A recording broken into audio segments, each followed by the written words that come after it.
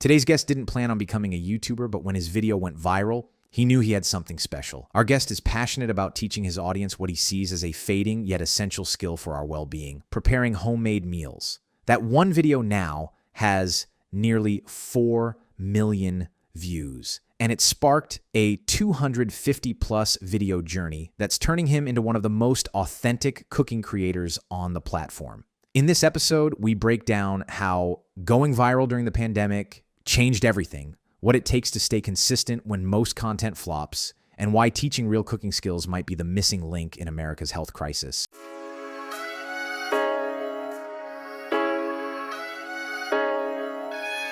Hey everyone, welcome to Business Unchained, where entrepreneurs and business owners come together to power up on their journey to greatness.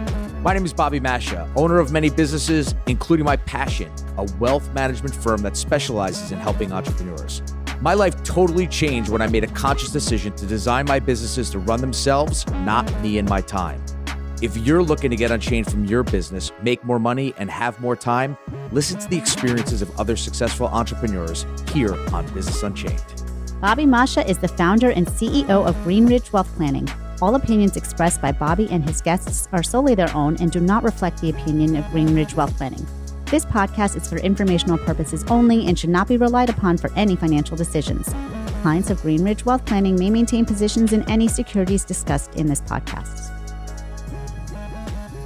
Please welcome Angelo Todaro, also known as Chef Ange. You've been in the fitness industry for 20 years, self-taught chef. You went viral, everything went crazy. And I want to hear about your experience on how, when you went viral, it changed the way you've approached things. I think that the audience would benefit from not only hearing about the virality of that, but how you focused on really putting a lot of your efforts towards social media and monetization. So how did it start for you? You were thinking of starting it and you started it. So no, I never thought about doing it. I just did it. And I didn't even know why I wanted to do it, because I was doing the fitness stuff, and fitness and nutrition were so highly related. that was, you went to school for... I have an exercise science degree from UConn. And then I started training athletes. No matter if you're training athletes or you're training regular people want to know how do I eat to maximize the training that's happening, right? Because whether it's look good, feel good, or fuel the performance, something's got to happen on the food end. And food always came back to, well, who's cooking it, right? And when you cook it, then you have really big control over the food. So you're relying on, commercial food sources. Not only that, but like Mike, I grew up in like an Italian family with an Italian mom who has a 3rd degree black belt in cooking. Like she could kitchen. There's 20, right? So then all the food that you left goes back into the refrigerator, and then you could just eat out of the magic Italian refrigerator and I grew up like that, and I thought that was normal. And it doesn't taste like leftovers. I would have friends come over and they would be like, oh my God, we get to go into the fridge, and they would make them like, this is like a buffet. And, so then and they'd be like, oh, that food smells good. It looks good, and I would tell people stuff. And then this is like when we all started getting access to computers, and like you get like a MacBook and it comes with an iMovie software. So like you could just do some basic video editing, and then we all have cell phones. So you could like record stuff and go on your MacBook, and then you could share it to everybody. And I was like, that sounds cool. I'll just do that. Yeah, I'll just do that. And I did that. I filmed it with a shitty like iPhone 5, no audio, no lighting, in my kitchen. And I was like, all right, I'm going to film it. And I put it on YouTube. And then there was one episode, and it just sat there, one episode.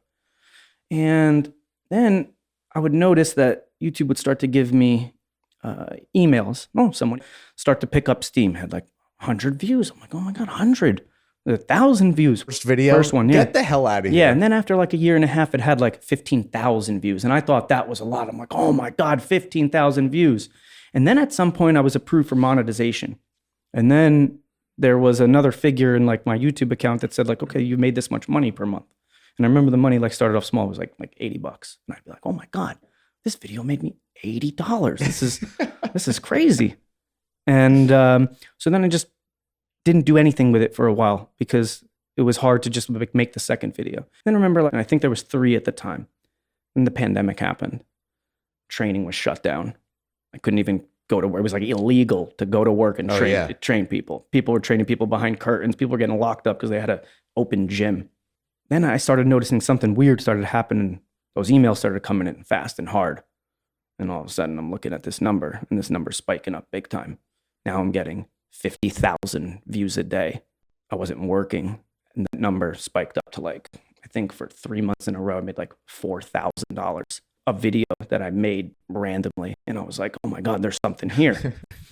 So then I'm like, well, I need to make more videos. And then, we were locked up in the house. My daughter was like 2 at the time. So it's my wife, my daughter. My wife got furloughed, so she's not working. My 2-year-old daughter's in the house, and I'm like screaming at everybody, like, quiet on the set. I gotta like clean the kitchen, and it like wasn't working. And I was just like, this is too disruptive, and it doesn't work. But then I was like, well, I need like a space I can do this in. And I was like, where can I do this? So then I started even like looking for like apartments, and then I started looking at like other real estate. And I was like, this is way too expensive. Wait, apartments, you're going to move out because your kids were too loud? No, I know. I'm just kidding. Generally, a lot of like cooking content creators, they have like an apartment where they use like an apartment kitchen, and then they have office space that are like the bedrooms, and then that's how they operate out of, and that's like their commercial space. So then I went to like my basement, and my basement is like an unfinished basement. And I was like, you know what? I was like, I think I got enough like room here, and I'm pretty handy. So then I just started getting to work, and I was like, I'm going to build a kitchen here. And I did. I did the plumbing, did the electric, framed it out, tile, ordered appliances, everything. So now the idea that I could do it and I can have a dedicated space for it was now open. So then at that point, I now invested money, invested space and a lot of time, and I have this crazy idea. So then I was like, all right, well, now I need to do it. And so then I just started to figure out like, how do I develop like a workflow that like fits into my life? Because I got to still do all the other stuff. I still got to sleep. I still got my family, still got my other job. And I got to figure out, how do I do this and still get out videos? And at the time it was slow at first. And then it kind of got to a good point where like I started to get to a point where I was able to like make enough videos that it was like substantial and it was building. But for a long time, it kind of just like popped up and then went down, and like popped up and went down. And it was really just that one video that was kind of like holding up the channel. Because most YouTube channels have a disproportional amount of views on one video or 2 videos, and everything else gets kind of like dragged behind. So I started to just make the videos and make the videos and make the videos. And I said, I was like, all right, I'm going to do it till I make 100 videos. And then after I make 100 videos, I'm going to reevaluate, what am I doing? Is this working? And then figure out, where am I going to go from there? So I got to the 100. Why 100? Was it just I just picked an arbitrary. I just picked an arbitrary Had number. Nothing to do with statistics or anything that has to do with YouTube. It was just 100 numbers. Yeah, 100 videos. I've heard that number get referenced before. Like Mr. Beast has said, like if you want to start a YouTube channel, make 100 videos because your first 100 will suck, and then you'll get better after that, right? Because you'll improve from 1 to 100. But I picked that number very arbitrarily, going like, all right, that's a substantial amount. It'll take me over a year to do, and it probably even took me longer to do that. And then I would see, like, has my channel grown over that 100 videos? And it did, but nothing really substantially. And then I was like, all right, let me do another 100 and I'll see what happens. So then after making the next 100 videos, and I'm kind of like at that point right now, I think I have like 250 videos. So I just kind of passed that point. The channel is now really increasing. And now it's something that's paying me back for all the time and the effort. Not only that, but I feel like I'm actually making a positive impact in like the world, where I'm not just like extracting, I'm actually producing. So many people are on social media consuming, and they don't make a thing. And I think that becomes a toxic relationship with the social media, because you don't know what goes into the content that you're watching. But when it's very disproportional, when it's constant consumption, no creation, it leaves people not producing anything positive. What do they do with their time? Nothing. So I feel like I'm protecting something that's very important, because we live in a world right now where nobody cooks. No. Nobody cooks. DoorDash, Uber Eats. You could eat out of a gas station for 3 meals a day. If you told people in the 1950s that people eat out of gas stations, they wouldn't even believe you, right? But now, that's common. People have beautiful kitchens.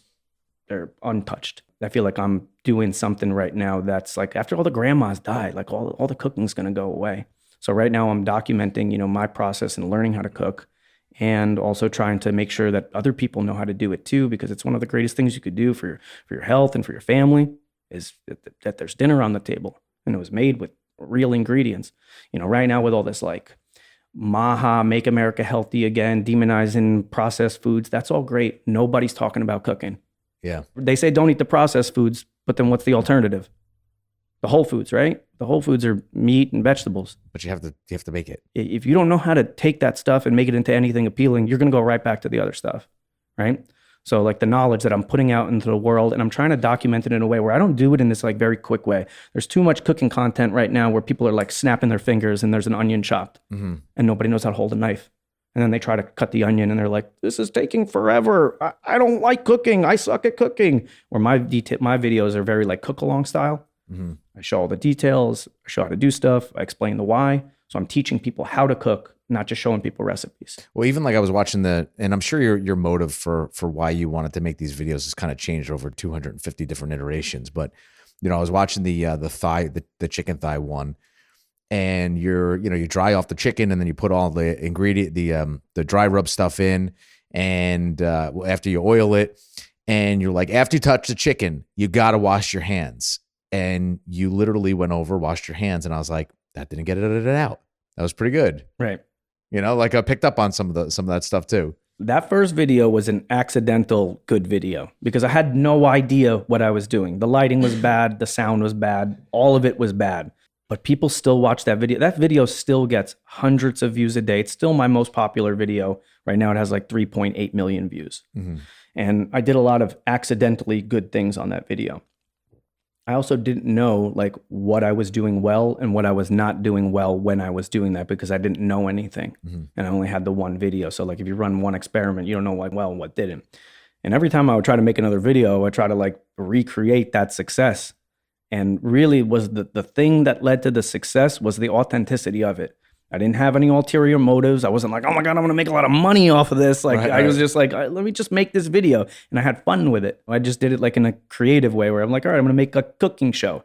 I put a little logo in the front of it, a little music. And I tried to make it like fun, like all the cooking shows that I used to watch when I was a kid. They don't make those anymore. There's no, like with all the streaming services, there's no pure cooking content where it's someone just cooking, talking to you, like making stuff. It's always like a cooking game show, or it's cooking with a celebrity, or it's cooking some crazy shit that you're never going to make at home, but it's not like real cooking. And that stuff's going away. And I find like right now with AI and the amount of content that's out there, people don't want overproduced fake shit. People want real, authentic stuff. They want to see a normal guy cooking food for his family. And they're like, I can relate to that. That connects with me. And so now like a lot of like the motivation is now, where the motivation is just make authentic content that's good.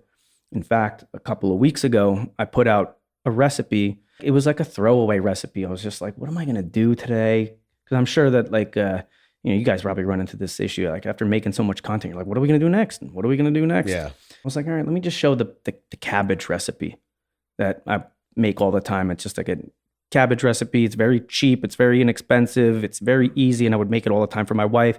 My wife's a very picky eater. So I know if she likes it, that means a lot of people other. And I made this Asian cabbage recipe. And to that day, that is the most successful video that has premiered that of weeks and has almost 600,000 views. So you started the first video, just wanted to make the video. Then all of a sudden you find out, holy shit, money off of this video. You build a kitchen in your basement. And your goal is 100 videos, which now is 250 videos. What do you find that the most successful videos that you have that people want to watch? I know you said authenticity, but take me through your journey. You said it on the onset. People just have to do it. They have to start. Right. There are going to be the videos that are going to flop, the initiatives in life that are going to flop, the initiatives in business, but it's a matter of brushing yourself off, getting back up and going after it again. How has your mindset toward content creation or toward your business changed from video 1 to, let's say, 50 to 100? Like, you tell me what the increments were where you just found yourself at different almost points where you check yourself and maybe hit a reset. Or I had success with the early video. Then there was another video still before I built the studio that started to do well. It's a Brussels sprouts and bacon video. That's my second video that hit 1 million views. Right now that video is at 2 million views. And that was another video where it was like a recipe that I actually make at home. It wasn't a recipe that I developed for YouTube. Another recipe that's about to hit 1 million views too. So these are my 3 most popular views, is a liver and onions recipe, because I just like eating liver. I like organ meat. I think it's good. Not a lot of people like it, but that's something like I'll make for myself. My wife won't even touch it, but I'll make it for myself. And that I was think that's like the head trash, because it's liver, it's not chicken breast. That's right. No, but you'll be like, oh, who would want to watch a liver video? Apparently a lot of people, because that video is going to hit 1 million views, especially now with Tail, Liver King. So I guess that just increased the popularity of that What's video. Liver King? The Liver King, he's that guy he has a social media following. Yeah. Yeah. You don't know who the Liver King is? No. They have a documentary on him. Now he's exposed as a big fraud. He was just he was on steroids the whole time, and he's telling people to like eat liver and put your balls to the sun. And you don't know this guy? I don't know this guy. Oh. Wait, Luch, put that on we got to research this guy. Well, I'm assuming that that built up the popularity of like eating organ meat. But like that's another video that, like, again, I never thought. In fact, there's so many videos that I'm like, this is going to be the home run video. The thumbnail's going to be perfect. The title's going to be perfect. The recipe's perfect. And it fucking flops. And then I put out other shit and I have no idea what I'm doing. Therefore, I just need to make another video. And that's all I keep doing, is just like, all right, just show up and make another video. And people think like, because it's like YouTube, like it's not a job. It is a job. It's just job, like anything else. There's times I like to do it. There's times I feel good about it. There's times I do it and I just wasted 4 hours because like I forgot to change the batteries in the microphone and the sound went out. That's happened more times than I'd like to admit. We've tinkered with shit. I mean, constantly we're tinkering with things. And I'd say one of the things that we found that just is a hit for us is when we talk about business and kids, my upbringing as a kid, that seems to go off for us. So now we're gonna forcefully make a viral video for Business Unchained. Do you have kids? Yeah, I have one daughter. She's 7. Do you do a cooking for kids? Maybe second to your wife, maybe not. But do you do anything for kids specific? I've never made a like this is for kids video, but I always reference like things that my daughter likes, or points at which you can involve kids in the cooking. Because I was involved in cooking early on. My mom would give me like a head of garlic. She would sit me in front of a TV tray. I'd be watching cartoons and I got to peel the garlic, right? And, there's other things that kids can do where they can, maybe they're not over the pan, but I do reference a lot in my, like, this is a great point at which to include the kids. Because when they're involved in the cooking, they're involved in the food, then they're more connected to it. And you got to have that, because without the connection, it's just food that shows up. And the DoorDash guy dropped it off. What's the difference, right? I have a 33% shot every night of determining what my daughter, who's 10 years old, is. Be it chicken fingers, pizza, or pasta. Right. One of those 3. I can't get her to eat anything. Right. Well, see, my daughter's slightly limited in what, but I try to work with that. So if it's pasta, I'm making the sauce. I'm going to make the meatballs. Maybe we'll buy box pasta. If it's pizza, maybe we could make the pizza. Chicken nuggets, I've made frozen chicken nuggets, keep them inside, swap out the bag and put it in the Costco. It's important that, because it's easy. Now, your chicken nuggets that you make, are you just cutting up a breast or something and battering it and frying it? What is it? I've done all kinds. I've taken the breast and blended it down to make more of like a chicken nugget. I've done a few ideas to get videos out there for this. Whenever I'm making a video, I always want to make sure that the recipe is like good and done. And it's not still like in an experimental stage. Because part of cooking is you're going to fuck shit up. You're going to burn stuff. Stuff's going to come out raw. It's not going to taste good. Your goal is to get good enough that your cooking is good so that at least is edible. And if it's not edible, then I end up eating it. But that's what I love about cooking versus bakery goods. Like, baking is a science. Right. You have very little leeway. Right. You follow the recipe so it comes out the way it needs to come out, because there's certain rising and there's certain temperatures and consistencies that you have to go for. Cooking, it's like a pinch of this, a dash of this. You know what? Fry it. Yeah, let's bake it. Right. You get a lot of optionality, a lot of room for creativity. That's right. That's why I don't do a lot of baking. I always say like I'm not a good baker. I don't have a lot of intuition with baking, and 2, I have problems like following recipes as is. I have friends who are good bakers, and they always tell me just like follow the recipe. Don't mess with the recipe. Don't change it. And I'm always trying to change stuff. And with cooking, I have at least built up enough intuition that I know, okay, I can go down here. If I do this, they'll probably end up like this. With baking, I have no idea. I think I'm like doing well, and then all of a sudden I make the cookies and they're all like flat and they're all touching each other. And I was like, oh, that didn't work out. Yeah, I mean, you could screw up in cooking and still fix it and salvage it. That's You right. can't do that in baking. Yeah, that's right. You're shot. You're done. The golf ball's in the air. Wherever it's going to land, it's going to land. That's right. So what do you see as some of the biggest problems that you're facing in content creation right now? Me personally, just I don't get to spend full time with it. You know, I still have a full-time job where I'm a full-time personal trainer and health coach, and I don't get to spend as much time as I'd like to, but I'm slowly approaching that. So that's the biggest bottleneck for me right now. YouTube is a growing platform, which I don't think there's any limitations there. And people ask me what I think about AI, and I think that it's going to be a long time before AI is going to make a cooking video like I'm going to make it like in an authentic way. Because I don't know, I saw something yesterday, it was like Will Smith like eating spaghetti, and it was like all AI, and like that's cool and everything, but cooking is done best when it has like love and intention to it, and AI doesn't have emotion. AI does not really actually care about like when I put this in front of somebody and they eat it, are they going to really enjoy it? Because I think everybody who cooks, whether pro chef or all the way down to, you know, the moms just cooking food for their kids, when someone eats something and they get that smile on their face, and I always say it's like the silence of good food. When you put good food on the table and everybody stops talking and they start eating because it's so good, that's the thing that really like gives me that like spark. Even as I'm talking about it right now, I have like goosebumps on my arm. So is this your opportunity to kind of like get dinner ready? Do you use these videos as like this is what I'm going to cook for dinner tonight, so I'm just going to do the video and then you bring it upstairs? Or sometimes it works out that like that, yes. If I can do it well, whatever I'm making when I'm doing my filming session is what we're eating for dinner, but it doesn't always work out like that. And a lot of times what I'm making for the recipe videos are things that we've already been eating in the house. Because it's not like I do all this cooking and I don't do any cooking in my real life. Like we eat food that I cook from the supermarket, made from whole ingredients, 5 to 6 nights a week. We don't order out. We go out to restaurants, and when we do, it's a treat. Because I feel like there's so many restaurants out there that they're not a treat. They're what people have to do because they can't cook. Yeah. Right? Not going to get a fabulous meal. You're going to get a 4.5. But why are you going to go to that place? Because you can't cook. You know, we've been trying to find, and this has been for probably the past 4 years now, just trying to find somebody to hire to bring in to cook for us, because I've got 3 kids. They are 16, 14, and 10. So between school, sports, work, trying to get a moment of time to even go to the gym, cooking always kind of falls to the lower half of the priority list, because it's just easier to say, what, I got to pick him, you're going to pick her up over here. We're probably both going to get 30. Neither one of us have the time to cook. So just order something and make sure it gets delivered to the house by 7:30. Right. I would love to find somebody who does that.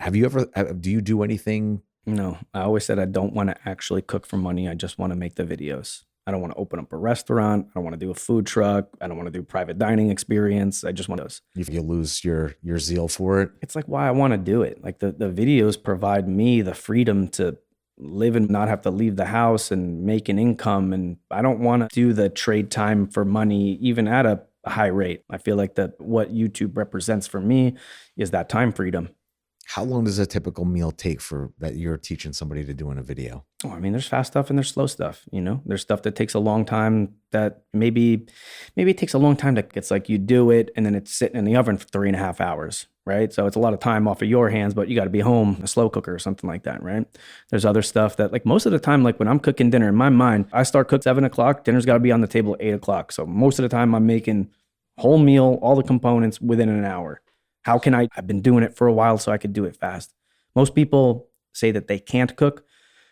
And most of the time it's they don't cook, so they suck at it and they're slow with it. And they use that as an excuse to not to do it. Yeah, I think for the most part, it's the prep work that usually gets us and the cleanup. Right. So it's like you think about, oh man, do we have enough time to prep? And then by the time you're cleaning up. The cleaning up, this is something I'm big on. I talk about it in the videos. You are cleaning up as you are cooking. So when the food is done, there are no dishes. You've already done them all. That's what I do. My wife doesn't do that. My daughter's 7 and she can wash some dishes. So have you tinkered with your clients putting together meal plans or meal preps with your videos?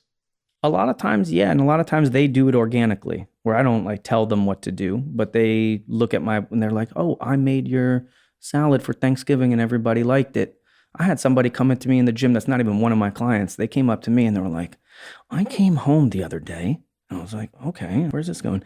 And my husband, I'm like, what is this? Was watching you on TV. I was like, okay. Which video was it? It was probably the cabbage video that blew up and it was. And she said, then he told me that I needed to make it. So then I watched the video and I made it and it was really good.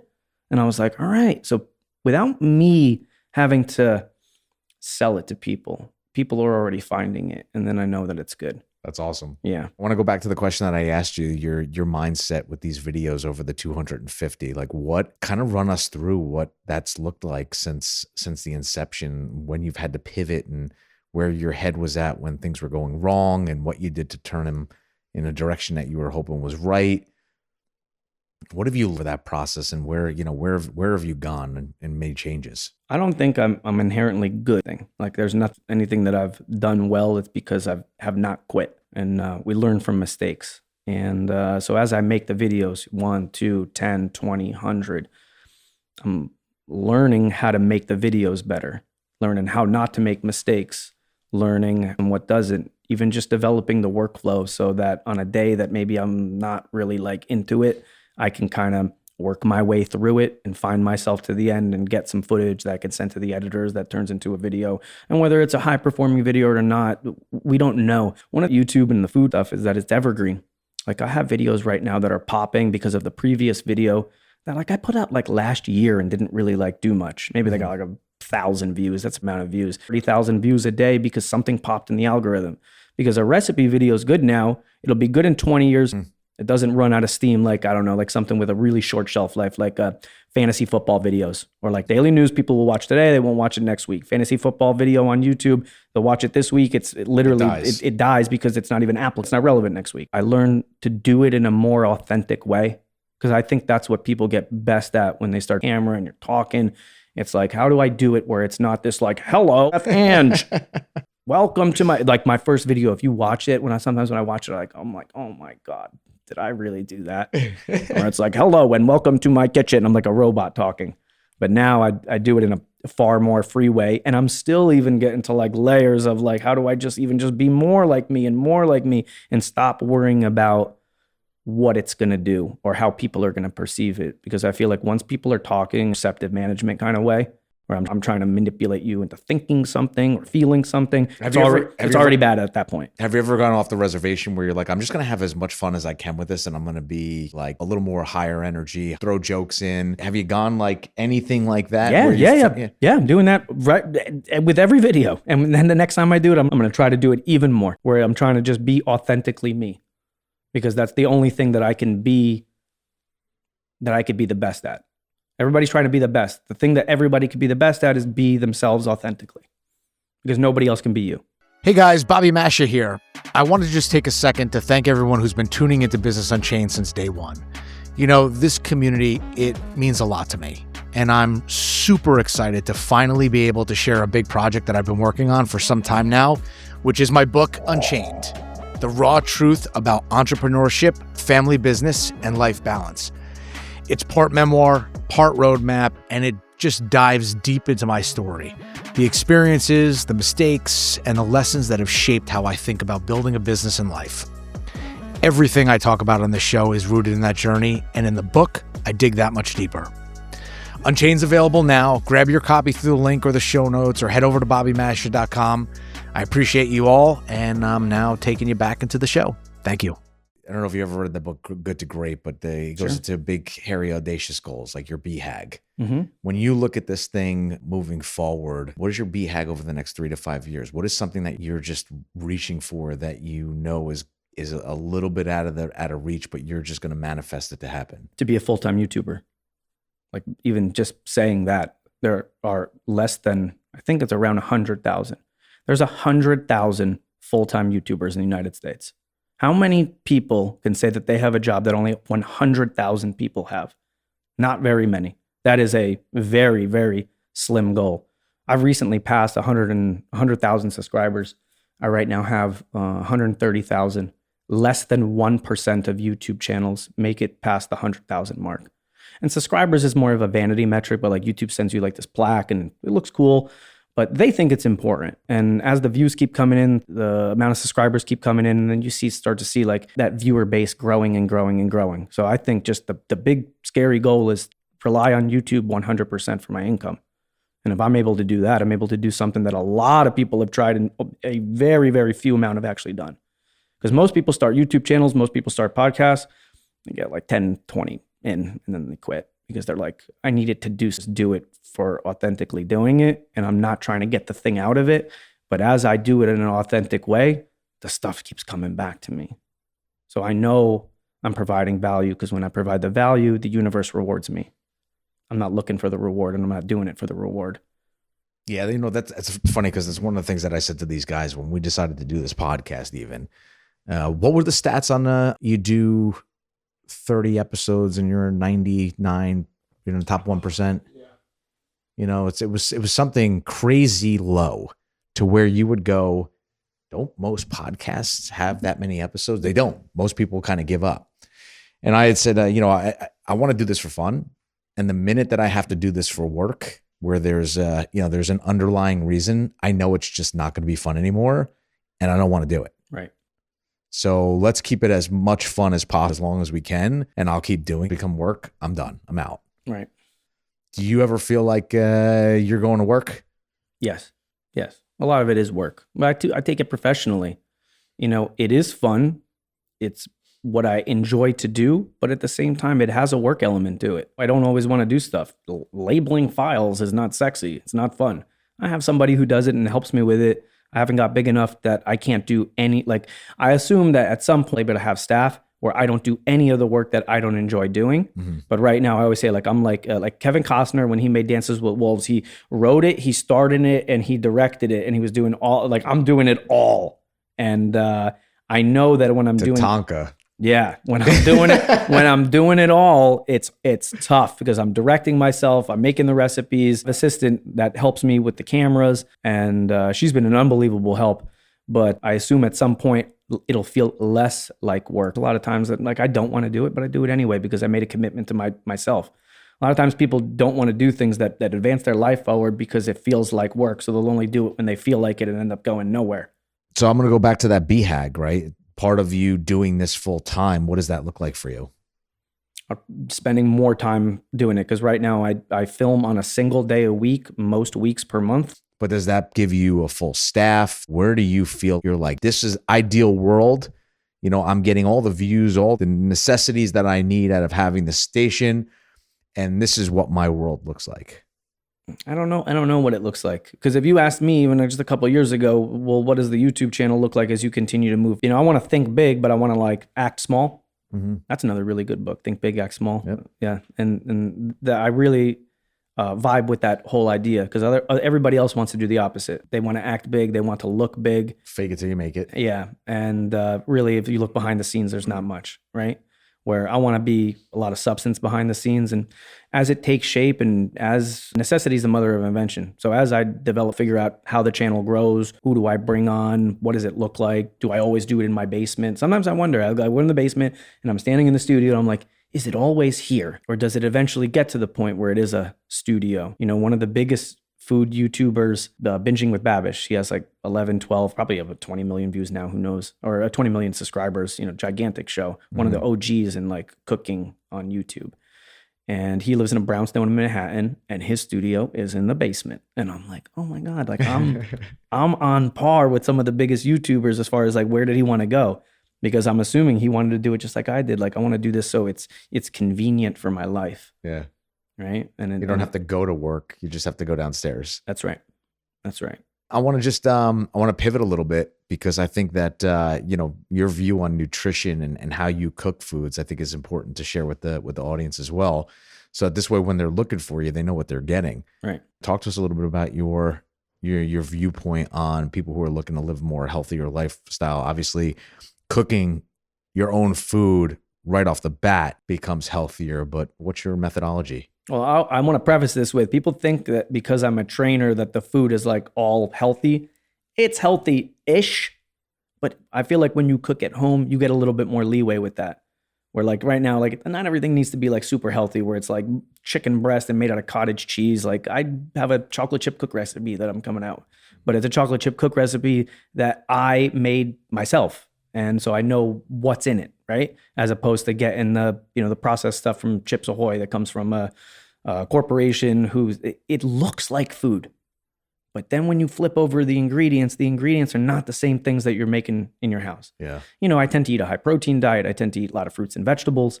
Vegetables by definition, most of them don't taste good until you cook them. So we know that vegetables are good for you. Nobody's arguing about that, right? But in order for the vegetables to be good, you need to know how to cook them. I think You know what's interesting? I was reading an article about Eastern cuisine and longevity. The amount of centurions that they have, and one of the studies that they were doing was on actually cooking the vegetables versus eating them raw, because the Western tend to eat more raw than the Eastern cuisines. Right. I do a little bit of so both. That's interesting.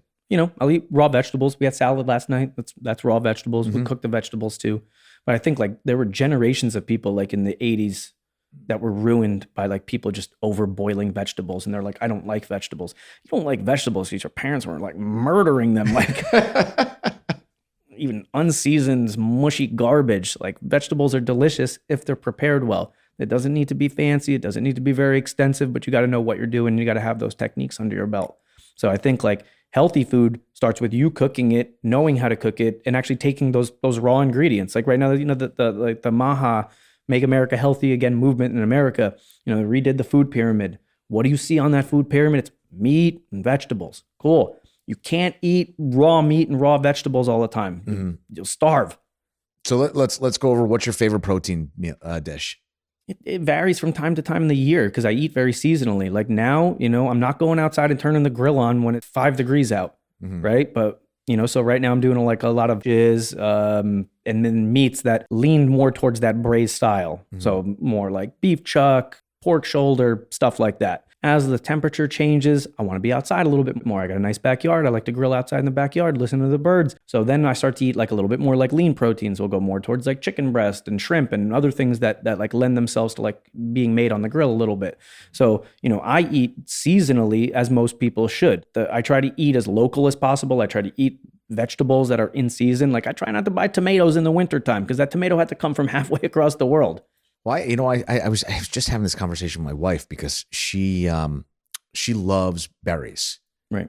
And part of why I love berries is because when they're in season, they're amazing. Right.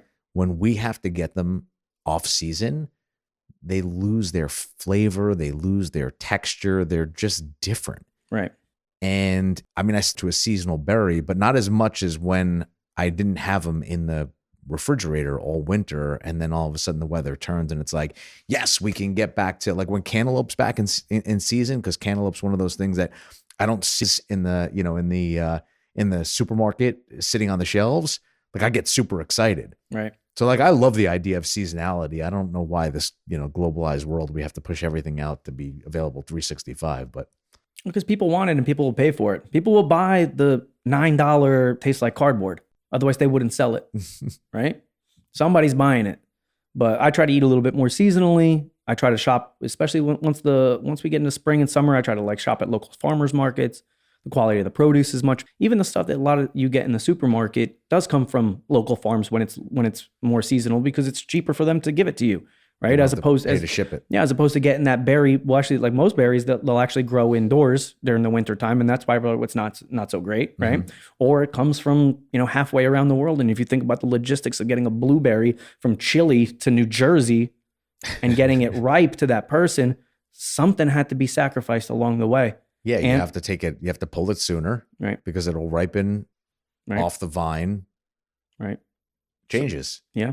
Going back to the original question you asked me, like when I'm eating, it's mainly a protein and vegetable based diet. I mix in grains and healthy carbs that are unprocessed as much as possible. All right, so I'm going to steal a couple of ideas from you. So now, what's your favorite vegetable in season? In season, so like right now it's cabbage, and cabbage has a wide. That's that cabbage video. We're going to cabbage video. Let's do it. Not only cabbage, but I have many cabbage videos because right now they even said like there's a trend right now in the food world that 2026 is the year of the cabbage, and a lot of people think that my videos are doing well. I was just talking about this with somebody, and my videos are doing well because cabbage is trending. Cabbage is trending because of my videos. If you go on YouTube right now and you type in cabbage recipes, I have the top 3 cabbage recipes on YouTube right now. Really? Yes. The top 3.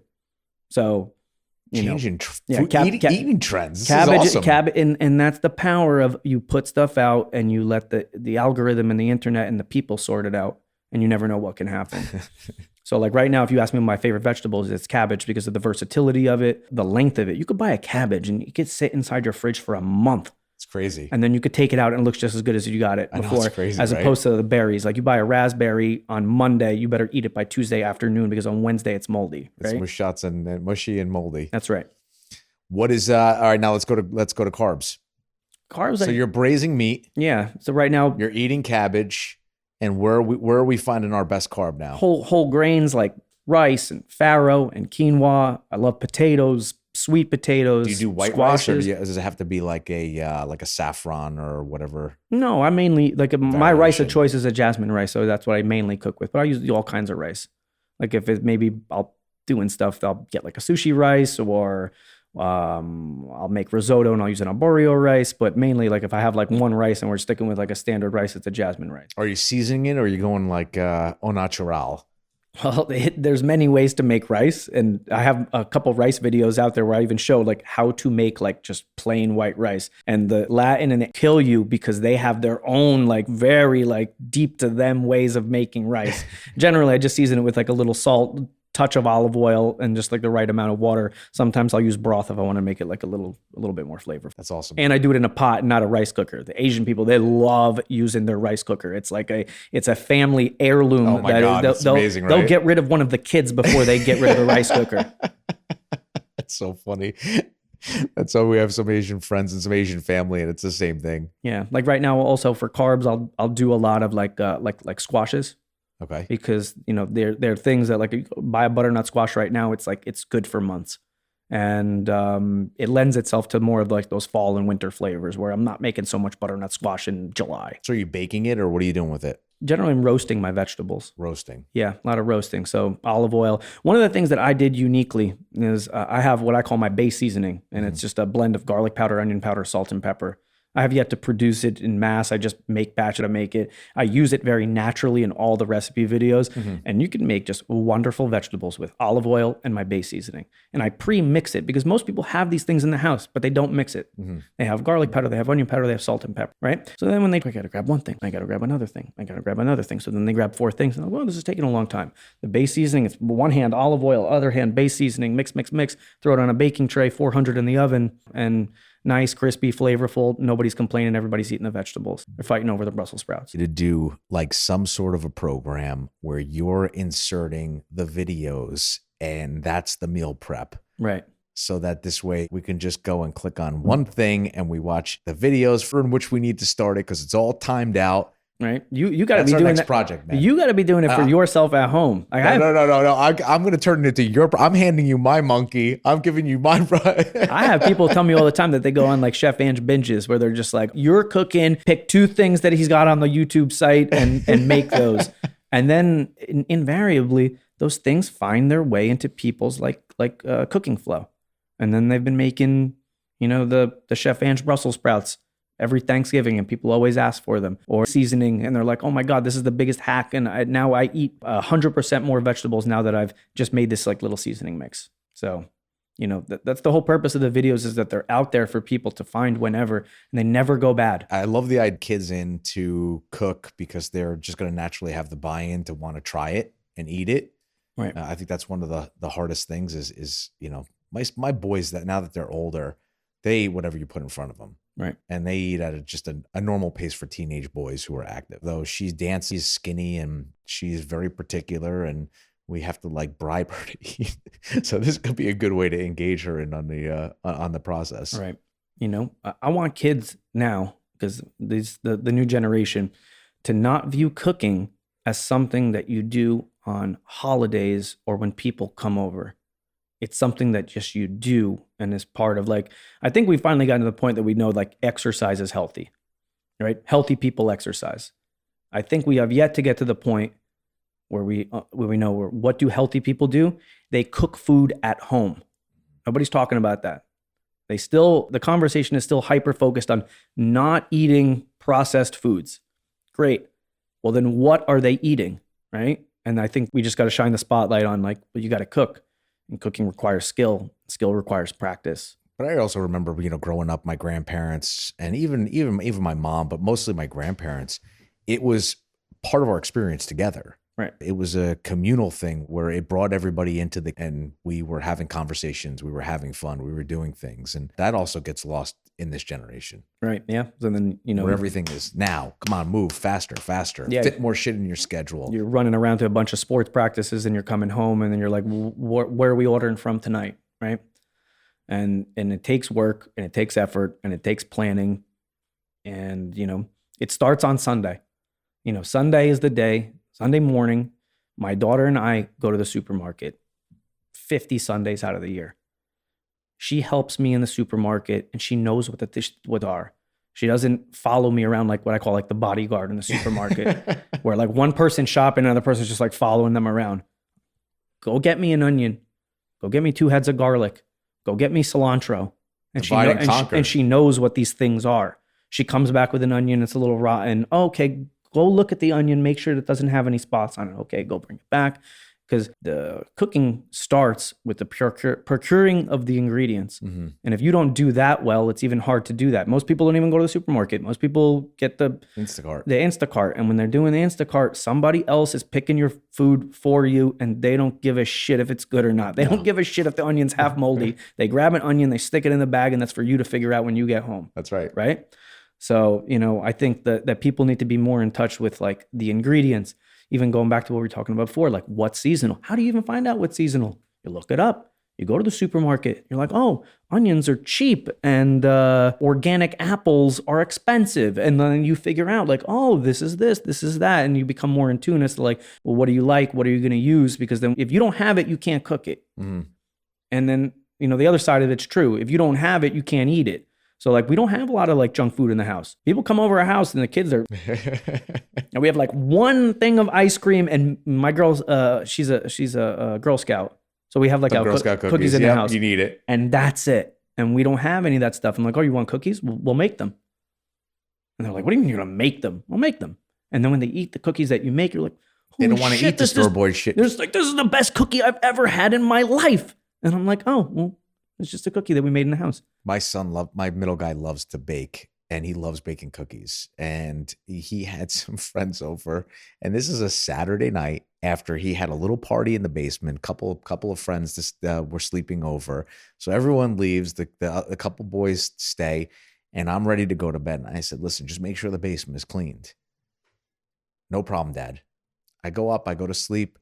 I wake up the next day, and the kitchen's a little bit of a mess, and you could tell that like they tried to clean up, but you could tell that something happened with baking. Right.